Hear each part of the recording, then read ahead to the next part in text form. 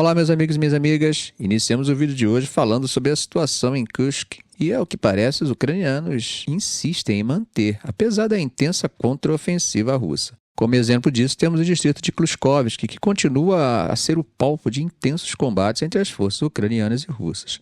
A ofensiva ucraniana, que persiste há semanas, busca expandir posições estratégicas, enquanto as tropas russas, por sua vez, têm relatado vitórias e recuperado território no local. Os russos, segundo suas próprias fontes, estão resistindo às ofensivas ucranianas, principalmente ao sul de Veseló e nas imediações de Novi Put e Medvedzi. Unidades como o Regimento Aerotransportado 56 e a Divisão Aerotransportada 106 continuam a defender essas áreas contra os ataques contínuos dos ucranianos. A situação em torno de Korenevo também segue bem volátil, com as tropas ucranianas mantendo a ofensiva, especialmente em áreas como Lyubimovka e Malaya Lukimia. Parece que a ofensiva nessa região não dá sinais de enfraquecimento. Nos dias 14 e 15 de setembro, os combates continuaram. Por outro lado, o lado russo afirma ter conseguido alguns avanços, particularmente no saliente ucraniano da região de Kursk. Imagens geolocalizadas que surgiram recentemente mostram as tropas russas avançando ao leste de Oktyab e fazendo progresso a oeste de Lyubimovka. Além disso, os russos reivindicaram a tomada de Bork, um assentamento a sudeste de Zuzha, o que seria um importante avanço tático para Moscou. Também há operações russas em Znagost e ataques direcionados contra forças ucranianas em Darino, ambas ao sul de Korenevo. Apesar da intensificação dos discursos sobre a escalada nos últimos dias, há um certo consenso que teremos uma guerra longa pela frente. E quais seriam os limites de ambos os lados em uma situação como essa? Bom, esse tema já vem sendo abordado pela inteligência ucraniana. Nessa linha, segundo o chefe da Diretoria de Inteligência Militar da Ucrânia, o Kirilo Budanov, o Kremlin tem uma visão clara sobre isso. Na opinião do oficial ucraniano, a Rússia espera uma vitória decisiva até 2026. Budanov disse isso durante a 20ª reunião da Estratégia Europeia de Yalta, lá em Kiev, que aconteceu dias atrás. O que ele destacou é que, se a Rússia não vencer até o início de 2026, as aspirações do país de se manter como superpotência global podem ser duramente comprometidas pelas próximas décadas. Tá, mas o que isso significa exatamente? Bom, Budanov explicou que o Kremlin projeta uma piora na situação econômica e sociopolítica já em 2025. Além disso, as dificuldades no recrutamento militar devem aumentar. Um ponto importante aqui, gente, é a falta de pessoal no exército russo e a queda no número de novos voluntários. O governo russo tem até aumentado os pagamentos únicos para militares contratados, o que para Budanov é um claro sinal das dificuldades econômicas e operacionais que a Rússia já está enfrentando. Agora, outro detalhe que não podemos ignorar é o impacto psicológico que os ataques ucranianos em território russo estão causando. Incursões na região de Kursk, por exemplo, e outros ataques dentro da própria Rússia estariam diminuindo o moral da população russa e, de certa forma, quebrando aquela percepção de invencibilidade que muitos russos tinham. E isso deve forçar Putin a tomar uma decisão crítica. Ele vai arriscar e lançar uma nova mobilização, com todos os riscos políticos que isso envolve, ou vai reduzir a intensidade das operações na Ucrânia, ou vai apelar para o uso de armas mais poderosas. Bom, essa análise de Budanov está baseada, é claro, no pressuposto de que os países ocidentais continuarão apoiando a Ucrânia até lá, mas, como sabemos, ele não tem controle sobre essa variável que pode ser afetada por diversos fatores, tanto na Europa quanto na América. Outro ponto que Budanov não considera é como Putin vai reagir diante dessas pressões até 2026, ou quão eficazes serão as tentativas da Rússia de manter sua capacidade de guerra, incluindo a colaboração com parceiros estrangeiros como Irã, Coreia do Norte e China. Apesar das dificuldades de Putin em promover um recrutamento mais intenso, ele enfrenta o desafio de não querer reduzir a intensidade das operações militares na Ucrânia. Manter a iniciativa no campo de batalha é considerado essencial tanto do ponto de vista militar quanto político. No entanto, Budanov acredita que, com o passar do tempo, esses esforços vão esbarrar em limitações crescentes na produção e aquisição de materiais necessários para as operações. Segundo ele, a Rússia tem dependido bastante de estoques antigos de armas e equipamentos da era soviética, principalmente veículos blindados. Mas à medida que as perdas de equipamentos aumentam, a indústria de defesa russa vai precisar mobilizar ainda mais a economia e aumentar a produção. A questão que fica é, será que a Rússia conseguirá sustentar essa produção no médio e longo prazo? Bom, aqui entra um fator importante, né, gente? A escassez de mão de obra. Essas previsões são apenas isso, previsões. uma vez que a criatividade russa para enfrentar as pressões ocidentais tem surpreendido até mesmo os ocidentais mais otimistas. E esse imponderável parece que Budanov não incluiu em sua análise estratégica. Claro que o próprio Putin reconheceu em abril que o país vai enfrentar uma demanda crescente por capital humano e uma escassez bem importante de trabalhadores nos próximos anos. Em dezembro de 2023, a mídia ligada ao Kremlin informou que a escassez de mão de obra na Rússia já atingia 4,8 milhões de pessoas. E isso, obviamente, compromete diretamente a capacidade do país de fortalecer suas iniciativas industriais, especialmente no setor de defesa. Será que Putin tem uma saída para minimizar isso? Imigração, tecnologia e produtividade, e internacionalização da produção? Bom, nesse ponto, Kirilo Budanov destacou o papel da Coreia do Norte como o aliado militar mais relevante da Rússia atualmente.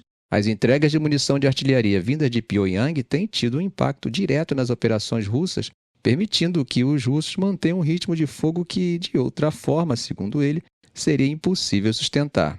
Até junho de 2024, a Coreia do Norte havia enviado cerca de 4,8 milhões de projéteis à Rússia, ajudando a compensar as faltas de munição. Isso tem garantido uma vantagem importante em artilharia, que a Rússia vem usando para sustentar suas ofensivas. E, como sabemos, essa cooperação militar entre Rússia e Coreia do Norte só tem aumentado. Altos oficiais russos têm visitado Pyongyang e novos acordos estratégicos foram firmados, sinalizando que Moscou está cada vez mais aliado a esses parceiros estrangeiros para continuar suas operações na Ucrânia, da mesma forma que a Ucrânia continua totalmente dependente dos recursos ocidentais. No entanto, gente, é importante pensar de uma forma mais ampla, para além da perspectiva de Kiev. Recentemente, o primeiro-ministro britânico Keir Starmer gerou certa incerteza ao sinalizar confusão sobre o uso de mísseis britânicos no conflito. Isso revela o quanto ele ainda precisa aprender sobre a delicada dinâmica de segurança que envolve a OTAN e a Rússia. Desde o início da guerra, a aliança tem se mostrado extremamente disciplinada, evitando qualquer escalada que possa levar a um confronto direto com os russos nas fronteiras do leste europeu. Com Vladimir Putin isolado, instável e impiedoso, manter a calma e agir de forma calculada tem sido fundamental.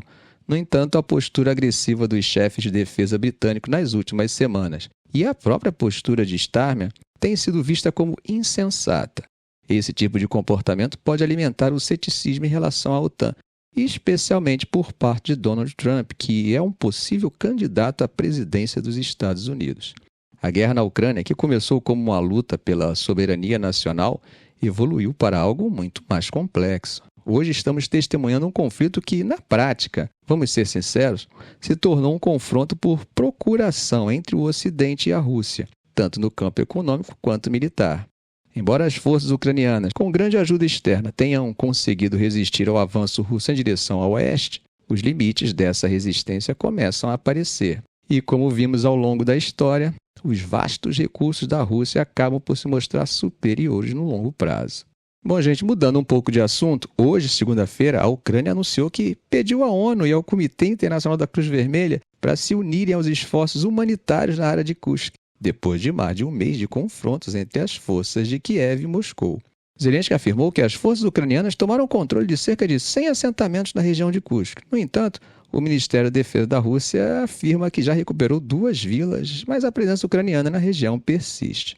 O ministro das Relações Exteriores da Ucrânia, Andriy Sybiha, afirmou que o seu governo está pronto para facilitar o trabalho das entidades internacionais, destacando o compromisso ucraniano com o direito humanitário internacional. Sybiha visitou a região de Sumy, de onde foram lançados ataques transfronteiriços, e reforçou que as forças ucranianas estão garantindo assistência humanitária e passagem segura para os civis na região de Kursk.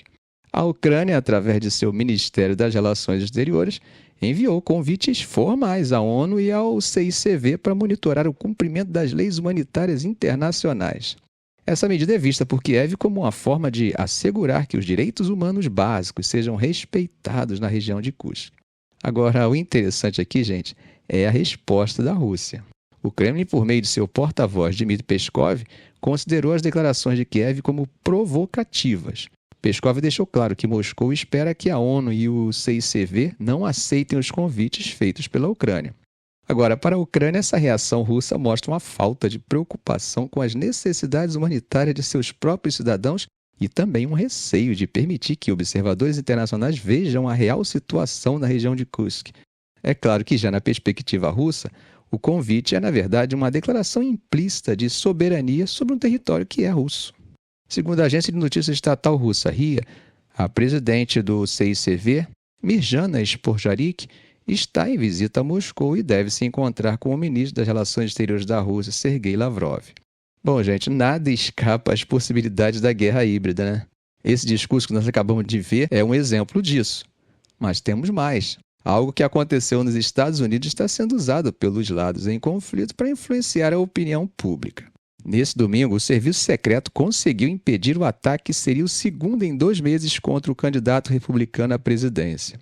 O suspeito, identificado como Ryan Holt, de 58 anos, era um apoiador declarado da Ucrânia e tinha viajado para o país após a invasão russa em 2022, o que gerou uma série de especulações e acusações entre Kiev e Moscou. Autoridades ucranianas foram rápidas em negar qualquer envolvimento com Holt, enfatizando que ele nunca esteve ligado à Legião Internacional, que é composta por voluntários estrangeiros lutando pela Ucrânia.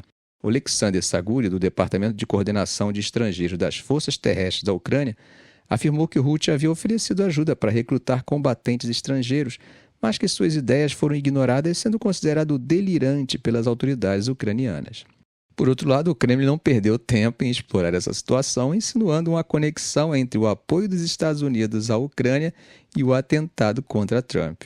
Dmitry Peskov, porta-voz do Kremlin, declarou que brincar com fogo tem suas consequências, sugerindo que Washington deveria refletir sobre o incidente.